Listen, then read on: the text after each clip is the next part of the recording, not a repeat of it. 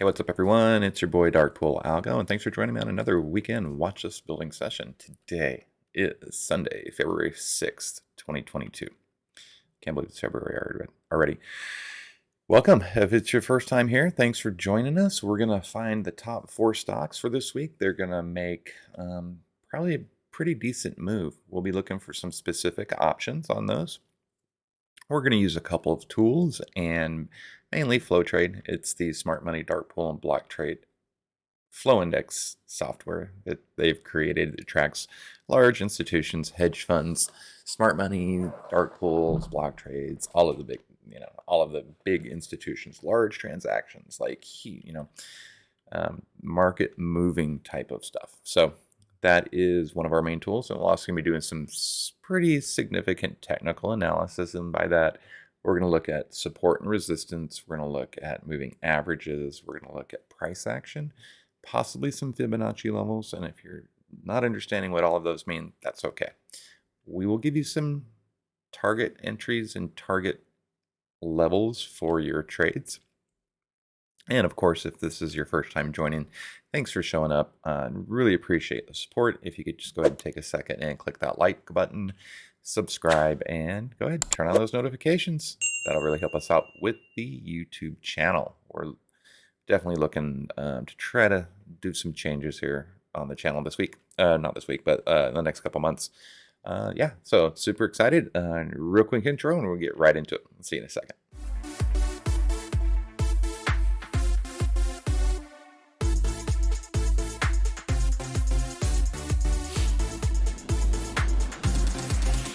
All right, welcome back. So top 4 stocks this week. Yeah, we're gonna go with the top 4, and like I said earlier, we're gonna go through technical analysis and all of that. What I'll do is I'll list the stock out. We're gonna go through the basic fundamental analysis of it, and then we're gonna look at it through the flow index, and then we may pull up some options charts to try to find some very specific options and some target levels for this week. Okay, now, since the market's been so crazy, right? It's been up and down and up and down and up and down. You have to, two things. One, treat it like a cold shower. You get in, you get out, right? Number 2, make sure you look at the downside, because this market has been going like this, right? Pretty significant. Apple, you could have played Apple from, up and then the downside, up and then the downside. If you watched the weekly watch list recap, you would have seen that we played everything going up and then we played the downside. So some key levels to keep in mind would be the 50-day simple moving average, the 200-day simple moving average. On my charts, those are represented with a red line as for the 200 and a blue line for the 50. Okay. Typically, the rule of thumb is if you're below the 50, below the 200, you're in a downtrend. And if you're above them, then you're uptrending. The trend is your friend till the end. Okay.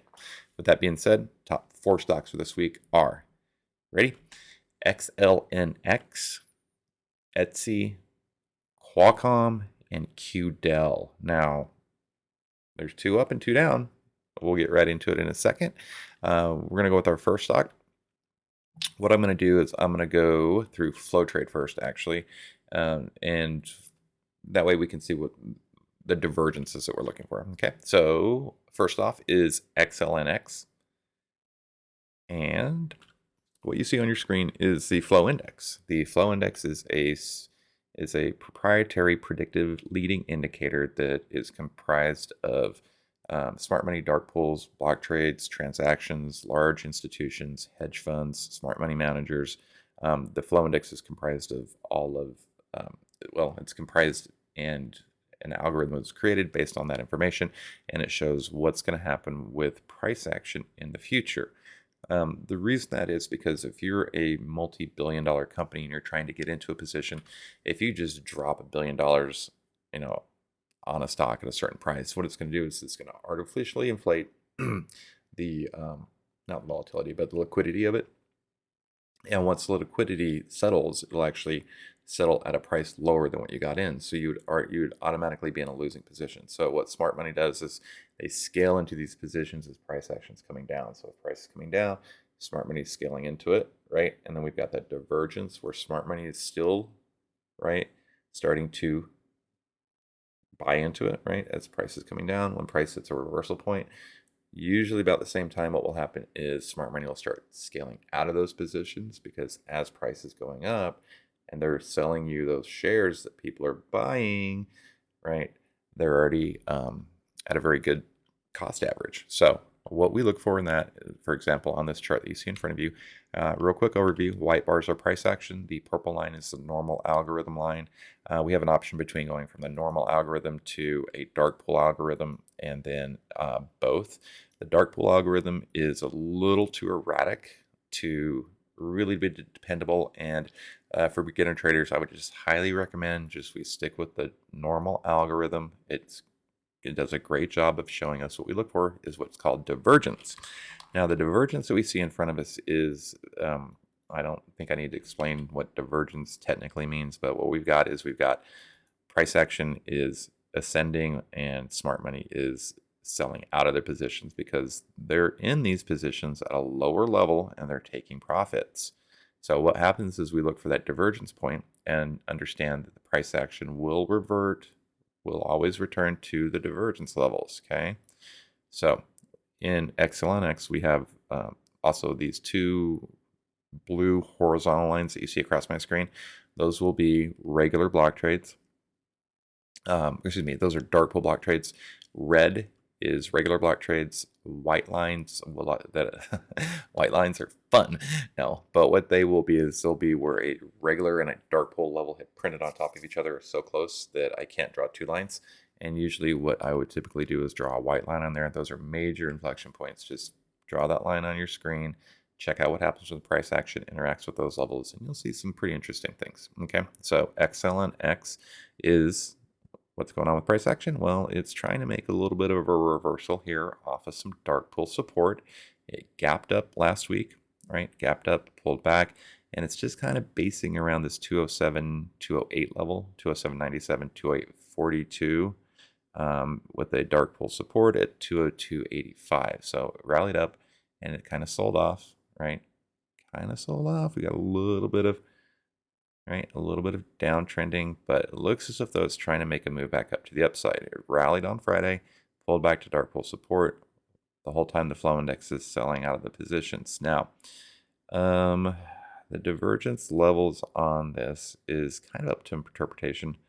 So we've got price moving with the flow index, right? So down to a little bit of divergence there that's played out, divergence there that's played out, divergence there. So it's downtrending. I'm looking for the dark pool support to break, the double dark pool support to break at 208-ish, and then for it to come back down to the 202 level. Below 202, right, below this previous high, and this previous high over here, there is a gap that needs to be filled all the way back down to about 190, 198, and as long as the flow index is continuing to sell out of these positions, I'm looking to play the downside move back down to about 200. Okay, let's look at XLNX on our standard deviations, right? Well, not standard deviations, kind of. So XLNX is currently, so it's downtrending. It traded this below this white line, which is the 21 EMA. This is what they consider the mean, right? Which is what price usually likes to stick within. So it was trading at about one standard deviation below the mean. It's above the 50, so it's still uptrending, right? Or it's above the 200, but below the 50. So what it happened is it rallied up, forming a little bit of bull flag here on the daily below the 50. So it's closed twice below the 50. The slingshot squeeze is getting ready to happen. They did have a dividend day, right? So this is off earnings. So I'm looking for a pullback to that 195, 198 level. Let me just double check this again. So that's 190, that's 198, 195. So 198, 195 would be a pullback either to support. There's a couple of ways that we can look at this one, right? One is that the flow index is selling out and that it should start to pull back a little bit. And there's a couple of reasons why. It rejected the 50 twice, right? If we were to do a fib retracement from this high down to this low, right, we would see that it pulled back to the 618, kind of bouncing off of it. But a 50% retracement would put us right back at the daily mean, right? 192, 193 level, right? And would set this stock up for a larger move to the upside. Looking possible slingshot squeeze getting ready to happen. Ready and fires are fired off. This move is pulled up, and we're going to make a bull flag and rip off the 50-day. So we could look at it to the upside, or we're going to fail the 618, this 199 level, and we're going to pull back to 50% retracement. Daily mean 192.93, right? At that level fails, we have a 382 retracement from this current move all the way down here at about 186. That would be a pretty significant pullback, but still well within a trading zone, trading range, right? Anywhere between +1 and -1 ATRs. It's a pretty decent trading range, okay? All right, moving on to some other technical support levels. We've got Keltner channels that we use pretty extensively. And over the last week, obviously a nice little uptrend happening here. We're starting to get a little bit of that pullback, a little bit of a weakness. It's off of this monthly Keltner channel, which is massive support. We've got support at the 4-hour mid and the daily cloud. So it's just kind of being consolidating in there. So if it cannot overtake the daily back up to the 4-hour top, if it can't overtake those previous highs, it will pull back to, it looks like it closed the 4-hour mid monthly cloud top. Okay. A very healthy move would be the pullback to weekly, daily, 4-hour, monthly, this level right here, this 191, 192, right? If it pulls back to this level, right, it'll have more support to make an upside move. Or if this level of support fails, it'll move down to the daily bottom. So we're in a position where we can either get above, right? We can either move up and continue to make higher highs, or we can pull back for support and make a decision from there. Okay. XLNX, this is another different looking chart. Basically the same thing. It just shows that this is the daily chart. It shows that price rallied up to the daily Keltner channel top, pulled back to the monthly Keltner channel top, the top of the monthly Keltner channel, and it found support there. It can easily pull back down to the daily mid, and it wouldn't break the monthly support. Very healthy. Or with all of this momentum that it's been building, it can actually move up through the daily up to the weekly. So two price targets, 220, 225 to the upside. The downside would be the 200, 190. Let's do 200, 190 to the downside. And then I should be writing this down because I never, you know what I don't do? I don't ever write this down and I'm like, oh, what did I call out? Sorry. All right, I'm going to try to speed up a little bit too. XLNX, ups. Seriously, come on. Upside be the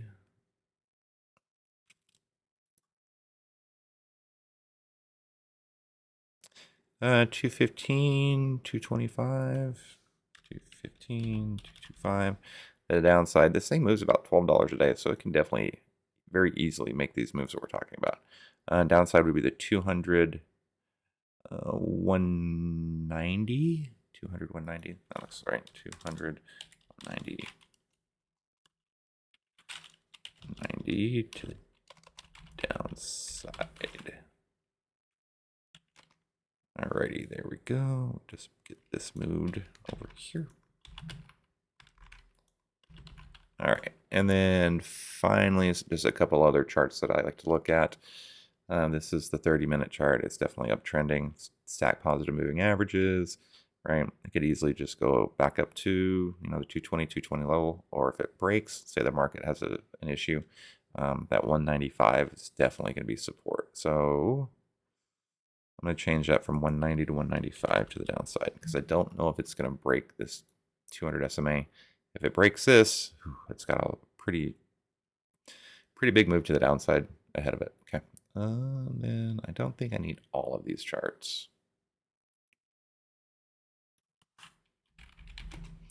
I'm really trying to figure out the best 3 or 4 charts that I can look at that gives me the most information to make an educated decision. Right? Rally, pullback. Okay. Next up on our list was Etsy. All right, so Etsy's a fun one to trade. Let's go ahead and get this loaded up here. While that loads up, I'm going to do this.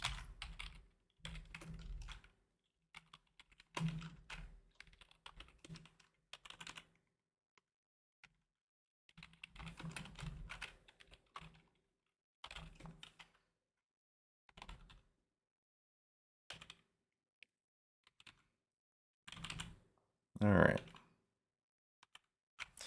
All right, so Etsy, this is a good example of previous divergence playing out where our price came down and met up with the flow index. We had a little bit of divergence that's occurred. It's trading with price. Divergence played out. All right, so this is the divergence level that we're looking at here. So we have the flow index definitely buying into the price as it's coming down, right? So maybe a little bit of that divergence has already played out because at this level here, let's see if I can draw. All right, so at that level there, right, price started trading with the flow index. So we're looking for the divergence back up to about 140. And then maybe some momentum to continue carrying it on 145, 150. There's a little gap that needs to be filled there, right? So Etsy diverge 140, 140, 145. The flow index is making a series of higher highs and higher lows. And so price action should continue to make a series of higher highs and higher lows. Etsy, from a daily perspective, as far as technical setup goes, it's pretty scary. It has earnings coming up in March. They're trading at -2 ATRs below this mean right here, right? This 21 EMA. Last time it came down to the 50, it retested the 21, couldn't hold it, broke the 50, and had a big old downturn. All right, so there's a lot of confluence happening with the 50 and the 200, right? There should be either a crossover for a further continued move to the downside or a bounce for some retracement to at least the 21, right? That 21 EMA is at 156, right? So we're going to call that the mean is at 156. So we might have had a little bit of a slingshot, but it looks like it failed. I know everything last week was kind of up and down and all around. Looking at it from a Keltner channel support perspective on the 15-minute chart, what do we have here? Big moves up, big moves down. So this is the daily. The purple is the daily Keltner channel. The green is the 4-hour. We pulled up. We back tested the daily and the 4-hour. This is a good base. If we break this wedge to start from for a move back up to the daily cloud top at 140, 4-hour mid 142, 4-hour top at 151, possibly daily top at 155. Upside move would be if this current level of support holds, even a small move down to about 130. I'd like a move off of 133 to 138. So we like the 140 upside. 140, 143, and then 152. 43, 152. Contrarian. If this level of support does not hold and we pull back below the 4-hour Keltner channel bottom, so let's just say below 130. Let's just say if this support doesn't hold, we're going to come down and test 130. And below that, what do we have? Do we have anything to help us support? We have a previous low at 126. Ooh, it can get real sketchy for Etsy. So 130. All right. So 130 and then previous low at 125. And below that, all the way down to 112, right? So those 115 puts looking pretty decent. All right. Just another look here with a couple more Keltner channel indicators so that we can get a little bit better gauge of how far we are away from the monthly bottom, which is kind of like the last line of defense, right? Monthly bottom is down at 113, 112. We can't get back into this daily cloud, right? And move back up to, what is this? Etsy moves about $12 a day. We're at 130, 133, so 150, right? 145 would be retrace to here. So let's look at the weekly cloud bottom, monthly mid. So, or excuse me, daily mid or this previous high. So the move from 130 up to 160, right? So we would do 140, 150, 160. Any of those, just kind of a rule of thumb, just nice round numbers. Retest this previous high, weekly Keltner channel bottom. So the move is trying to get back up into these Kelts to use them as support instead of fighting them and then continuing us to push us down. No real squeezes, kind of a really long, exaggerated ready aim fire that's starting to build a little bit of momentum here. Yes, I'll clean this little bottom chart up later. And let's see. Looking at it on the 30-minute, we've got starting to get some stack positive moving averages. We're getting back into some some key support levels. I need to move this back to. I like to look 30 days back on this.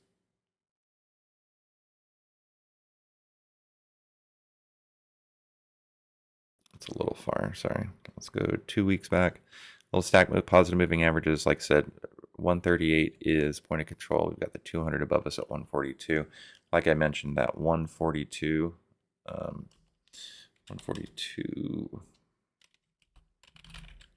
break upside move.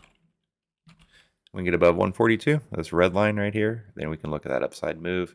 We can easily reject off of it and continue to pull back. We rallied up, tried to overtake it this last time, and it failed miserably right down to point of control. Point of control is at 138. Point of control will act as a magnet, right? And it's point of control on the 30-minute chart. So, all right, moving on. Oh, just to recap, Etsy upside above 142. We're going to look at the 150, 160. To the downside, if we break 130, let's look 125, 115. Okay. Next up on our list was Qualcomm. Now, did Qualcomm have earnings last week? I think they did. Or they've got earnings this week. Let me just double check on that. This will definitely affect our decision. All right, they had earnings, so earnings volatility is gone. This is actually good. They do have a dividend day coming up next month. All right, we're good. All right, so let me just get the rest of my chart set up for Qualcomm. Now, the whole chip sector had ripped last week off of positive earnings of AMD, right? We had some pretty big moves, AMD and NVIDIA, Qualcomm with the sympathy, right? These are the big moves that we saw. I've got the last 5 days worth of block trades. So going into last week, right? Starting here, just big old moves to the upside. This bearish divergence here. This is a good example of divergence playing out, right? See, we had flow index heading one way. We had price action heading in another way. Well, price hit a high and reverted back to where that divergence occurred, right? So this whole divergence right here is played out, and currently price is being dragged down by the flow index taking profits. Okay, so what I want to look at,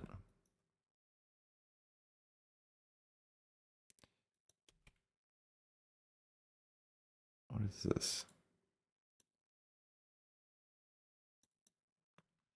Did I just somehow magically draw a line there?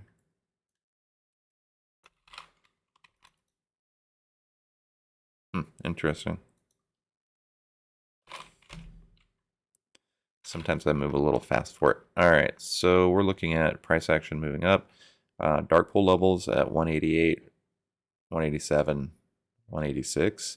Regular block trades 181, 180, and then a bunch of consolidation here right at the 179, 178, 179, 180 level. It looks as if though we've got a little bit of bearish divergence, so price should continue to move to the downside. Recovery, rejection. So what I'm looking for is this trend line to fail. Right, we've got a little trend line support here. It's very minor, in my opinion. Right, it looks like price tried to make a little bit of a wedge breakout, and now it's back testing it. If this little doji candle here fails and we take out 178.75, 179. Let's just call it 179. So QCOM 179. We have a dark pool right below it at 177. We have regular blocks at 180, 181.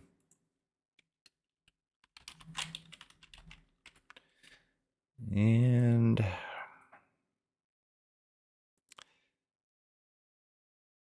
so I'd say below 177.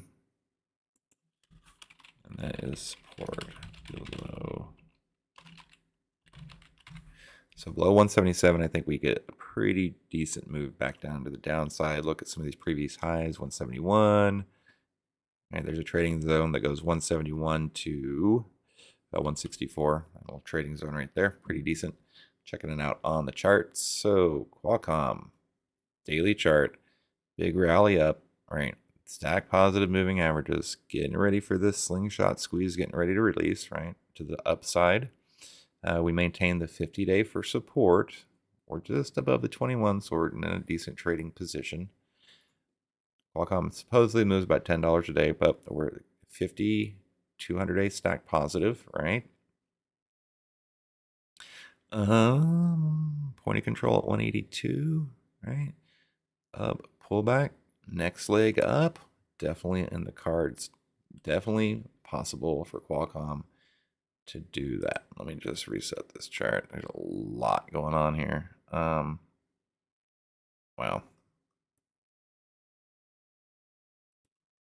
That is a lot of lines. I'm going to go ahead and just use this one. It's a little easier to read. Okay. All right. We rallied up. We rejected the daily Keltner channel top. Tried to break out of the monthly Keltner channel top and the weekly. This is like really difficult to get through, right? It's used as support and resistance from back here. Last time it broke out of the monthly Keltner channel cloud top, big gap, right? Big ol' run. Pulled back, bounced off of it, pulled back, bounced off of it, right? Finally broke through it, right? Finally broke through it, and then we fell. This weekly Keltner channel cloud, or this weekly Keltner channel mid held us up, along with the daily over the last couple of weeks. Remember, very, very choppy. So going into last week, off of the weekly mid daily bottom, we moved up through the monthly Keltner channel cloud up to the weekly top, daily top. We took a pit stop at the daily mid, right? So we pulled back. We're using that as support. Is this a reversal point? Definitely could be. If we reverse off of the monthly cloud bottom, daily mid, the next logical move would be up to daily cloud top. We'd have to get through the weekly. I mean, there's a little bit of resistance to get through here, but the target would be the daily top at 189. So can do 190 calls. Also be looking for resistance at 183, 186, 189. So those are the levels that I'm going to write: 183, 186, 189. Resistance levels. Possible take profit level zones. If this doji if it fails, and we break down below 176, we'll just call it 177. Below 176. Below 176, then we would pull back. I could show you a 50% retracement, a 618% retracement, right? We rallied up, we pulled back to the 618. If we come back test 174, below that would be 170. If 170 breaks, and we come back down to 163. So below 176, we have 174 support. Below that, we're looking at 170, then all the way back down to 164, right? Let's just call it 165. Okay, so the upside move would be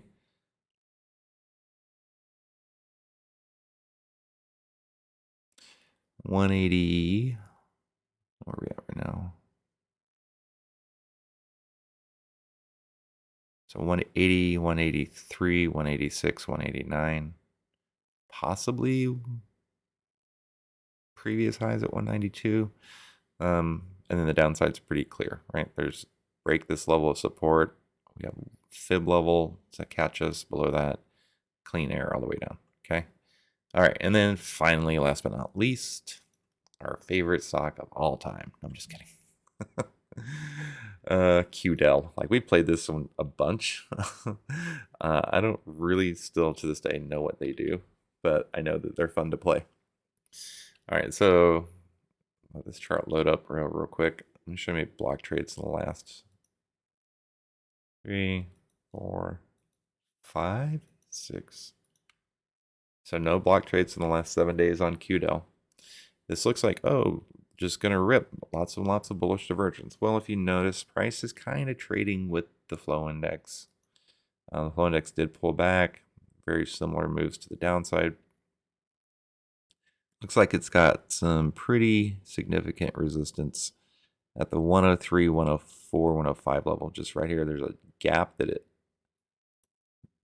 kind of filled. So what I'm seeing here is I'm seeing a little bit of trendline support happening here, right? I'm seeing the flow index starting to make a series of higher highs and higher lows. All right, off of this level here. Okay, it's trying to make its way back up through previous resistance, so I would keep an eye on like maybe that level there for a break up to the upside. We've got, I don't know if I want to call that overhead resistance, but it very well could be. There's no block trades to help us out. There's a trading zone that runs from this 97.50 up to this 103.99, right? And then back to 100. So 100 is the psychological level above it. We got 103. Below it, we've got 97. It could just very well be range bound, but if not, then we've got an opportunity to make a move. All right, let me get this pulled up and we will go from there. All right, QDEL. They say it moves about $8 a day. It does have earnings coming up next week. So this would be the run into earnings. We traded as far below as the -2 ATR, rally back up to 1, kind of just kind of hanging out there a little bit, looking for a slingshot squeeze to happen, looking for what I'm really interested in is this purple or this blue line bouncing off of this red line. So 5,200 bounce, that should pull price up with it. 110 is the mean, so QDEL is 110 is the mean, right? We'd like to retrace to the mean.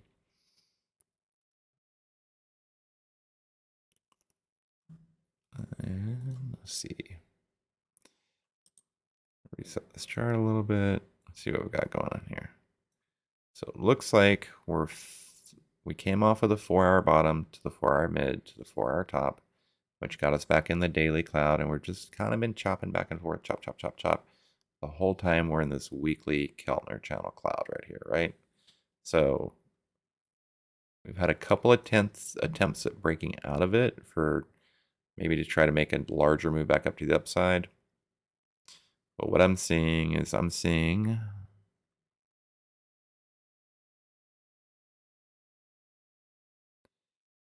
so daily bottom cloud support up to the 4-hour mid, so that 101, move back up to the 4-hour top at 105, right? If we can get above, 106. If we can get above 107.50 for a move from daily bottom to daily mid, so 108. Above 108, I think we hit the daily top really quickly, so 115, right? 117. Looks like the squeeze is released a little bit. We might get a little bit of a pullback or just more consolidation. Obviously, the worst thing that could happen is we just continue to chop. Got a lot of momentum slingshotting, getting ready to set up here with the earnings coming up. The weekly Keltner channel bottom is holding as well as the daily. So just from the daily perspective, we'd like a move back up to 103.51. and test 106, right? So up 103 point, then 106.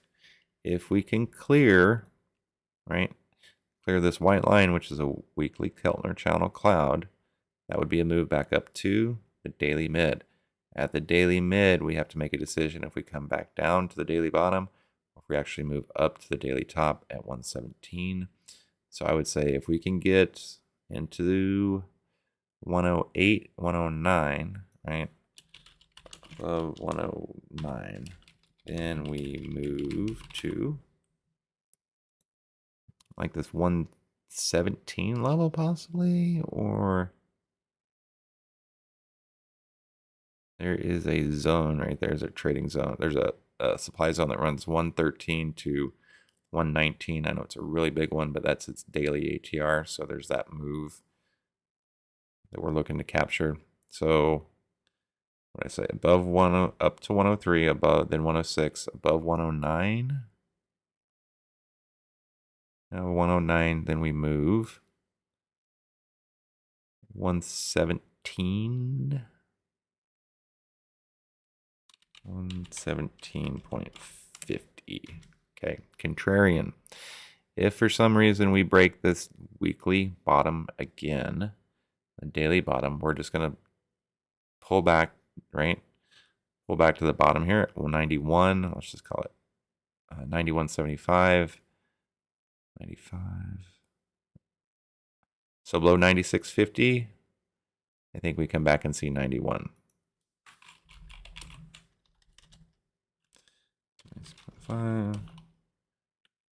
See 90. We'll just call it 90.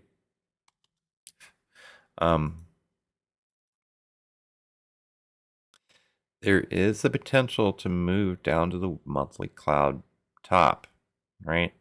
So we reject here, we can easily move down to here. If we were to draw a downtrend line from this low, oh, come on, give me the right tool. So, I mean, we could melt down to earnings, which is next week. It'd have to be after earnings before we hit it. So, like I said, there's a real opportunity to move up or down. Let me just look at this from a fib level real quick. If I run a fib from this high to this low, right, we pulled back to the 618, the 50%. So below that would be the 382. If we fell to 382, we come test previous lows at 91. Sorry, it's 91.50. Below that, 86. 91.50 and 86.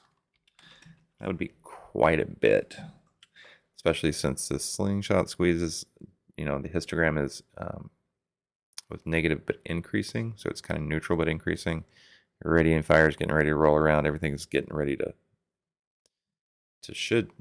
kind of move us back up to the upside. Let me just look at QDEL here real quick. This is more of like an intraday chart. This is like day trading if you wanted to scalp something. All right, so we've got decision making getting ready to happen here. So if you look at the slingshot squeeze getting ready to release, long-term compression squeezes have not really fired. Well, they fired to the downside, but we're slingshotting around. So what we want to do, looks like this fired off, right? We got above it. It wasn't enough to kind of straighten everything out. So we do technically have at point of control negatively stacked moving averages 13, 21, 34, 50, 200. Technically, this is a downturning stock. Kind of see how it's kind of sloping, right? It should pull back. So like I said, look at those pullback levels. 95, 91, then 86. So below 96.50, we see 95, then 91, then 86. The other thing that can happen is all of this fires off. They get some news or something, and we rally up above the 200. And if we can get a close above the 200, right, then we can start looking at a reversal. Yeah, lots of things happening here. It's kind of in a do or die position. So, all right. Well, I think that's it. I think we got a pretty good idea of what's going to happen with the top four stocks this week. Thanks for joining me. I am Dark Bull Algo. Really appreciate y'all spending some time with me. If y'all have any requests, make sure you hit me up in the comments section below. Do me a favor, hit that like button on your way out the door. Share this with your friends, families, coworkers, neighbors, anyone you'd like or you think that could be interested. And if you have any suggestions on what you would like to see us do a video on, please don't hesitate to let us know. Reach out. You can hit me up on Twitter, Discord. There's lots of different ways that you can reach me. Stay safe, stay green, have a great week, and just keep your seat at the table. We'll talk to y'all soon.